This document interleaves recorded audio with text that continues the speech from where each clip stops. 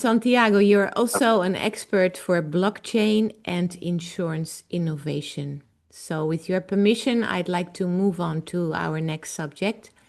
Uh-huh. And my first question would be that many insurers still struggle to link blockchain to business outcomes. From your perspective, which specific captive processes are ripest for blockchain transformation? Look, first, what is blockchain? In a simple words for every one of us, just to learn about that. So, blockchain is nothing new. Blockchain has been with us since long time, very long time. With cryptography being the first part of the essence of this blockchain. Blockchain is nothing else than a way to communicate certainty. It's a way where you can look at the info, at the agreements, at the things that you promise to someone and be that they are true. Now, in modern world, we are using notaries, we are using the government, we are using the bank to give a certainty about something that we said. This can be replaced by blockchain or simply add with blockchain. So then, as a reinsurer, think everything that we place to our stakeholders. Just think everything that we transfer from our parent company to the reinsurance markets. All these things now it's done, of course, with contracts that we sign, that we provide. We go to the Lloyd's markets.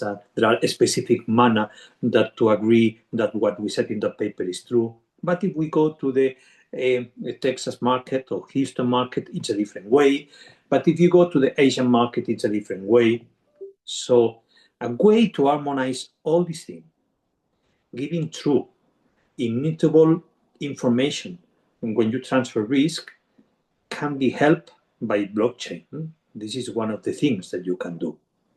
Blockchain can help about that. If you're able to provide that information with this certainty, this is the cornerstone of reinsurance. This is the cornerstone of the capital markets in general, not ourselves. Give to the risk taker the certainty about the risk that you want to transfer. And blockchain is something that can add for sure this certainty when we transfer our risk. Understand. And thank you for this explanation. Now also I understand exactly what is blockchain. It always was a little bit mysterious, but you break it down in a really clear way. The regulation within insurance is strict. I mean, especially in Switzerland. What are the regulatory and governance hurdles that must be overcome before blockchain can be integrated at scale in the captive ecosystem? For everything in business, you need legal certainty, right? So one of the reasons why Switzerland is so well known for captive, it's because of legal stability. It's because a legal framework.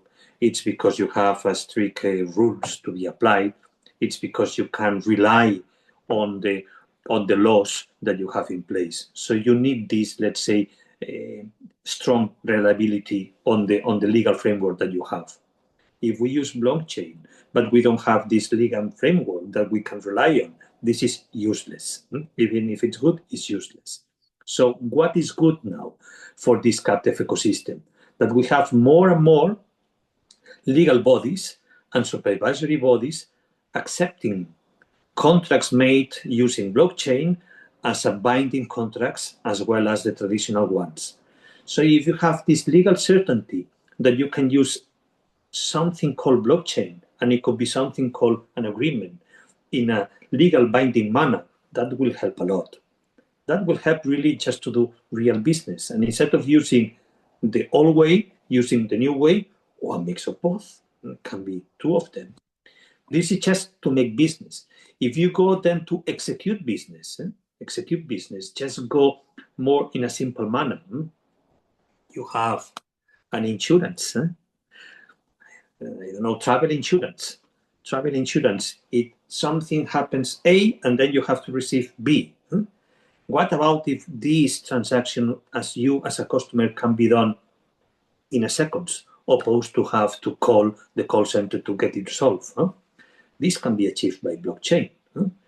If the delay of the plane is more than 2 hours, you receive 10 Swiss francs, and you do it at that without talking to anyone because it's executed.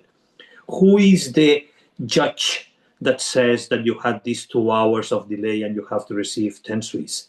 Who is that judge that says yes or no? Maybe this judge can be implemented in blockchain. This is why it's made for this type of things. So these two things together may help a lot in our, just let's say, ecosystem in captive, and especially now in Switzerland, because we have many regulations just going that way. I have an extra question, if I Sure. may, which was Sure. not in the list, because now I hear you saying this. Does that mean that blockchain, the technology behind, does it also work with algorithm, a sort of AI? Well, you can have both, but it's not AI based. The basis of blockchain is nothing else that a set of rules that when these rules are happening, A becomes B. This is just the easy manner to do it. If now you buy a house, you go in front of the notariat, and the notariat says, this is your passport, your name. If you sign, you are the owner. So imagine that you have that kind of thing, but do it in a different manner. This is not AI doing that thing.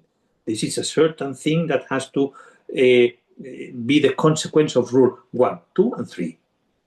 There is no possibility to do it otherwise. So, and then, no, AI is not something that can manage from scratch blockchain. That will help a lot, that you can use blockchain and AI together, that's for sure. But this is something different, that working together may help a lot. But one is not needed for the other one. Right. Okay. Very clear. Thank you. Welcome. Very helpful, this information. Santiago, I wanted to ask you, you've led high-performing teams through transformation. How do you build internal confidence around new technologies like blockchain when risk appetite is traditionally always a little bit conservative, as we know? Absolutely. Look, high performance teams is nothing else than an accumulation of human beings, right? So you as a human being, you perform when you see profit on what you are doing. So we go to basics, right? Try to go to basics. Try to show all the team how he or she can benefit of doing that way or another way. With new technologies, it's easy. So if one human being can do his or her job in 2 hours instead of 6 hours because he's using or she's using one thing and instead of the other, it's good. You gain time for yourself. You have more just a private life and business life. And on top of that, probably you do less mistakes than do it in the old way. So the first thing, it's easy. Just try to convince, try to explain each person in the world how she or he can benefit in his or her personal life by using this new technology. When someone tests, taste, and prove that this is true, and then you do it. Our video call is one proof. Why now we are doing video call? This 10 years ago, it was impossible. Now we see it's a big benefit. Probably you have to test more than once, but then you adopt that. How then move to the traditional conservative insurance world? Insurance, by definition, is taking risk without knowing what will happen. So we like to have a lot of certainty before we do our business. You go to Lloyd's, you go to Houston, you go to Asia, and for the risk takers, they like to know the more, the better before taking that risk. Not just the more, the better. The more that it's true, not the more because you send a lot of information that maybe is not accurate enough. So if you can put in this equation some tool that can give certainty about the amount of data that you receive and certainty about the truth of the data that you receive, just the traditional business will say, okay, now I can take more risk than before because I know that risk better than before.